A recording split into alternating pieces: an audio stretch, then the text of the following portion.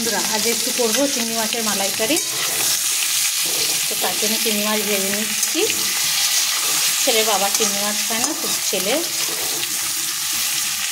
চিংড়ি মাছগুলো ভেজে নিচ্ছি। নিয়ে ভাজা হয়েই গেছে, এবার মশলাটা করে নেব।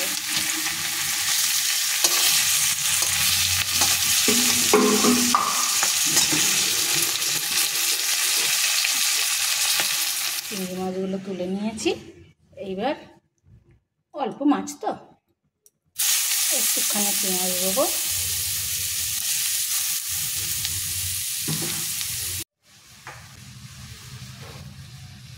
মশলাটা কষে নিয়ে জল দিয়ে দিয়েছি। আদা ধনে দিয়ে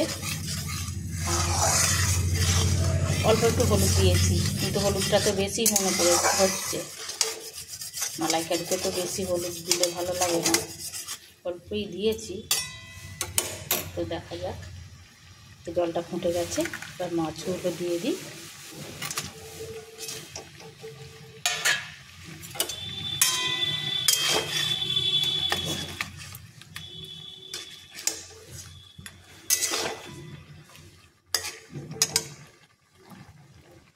এইবার নারকেলের দুধটা দেবো, একটু মিষ্টি দেবো, আর একটু গরম মশলা দেবো।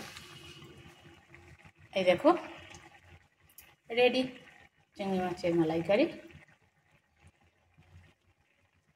তো এবার নিভিয়ে চাপা দিয়ে দেবো একবারটি।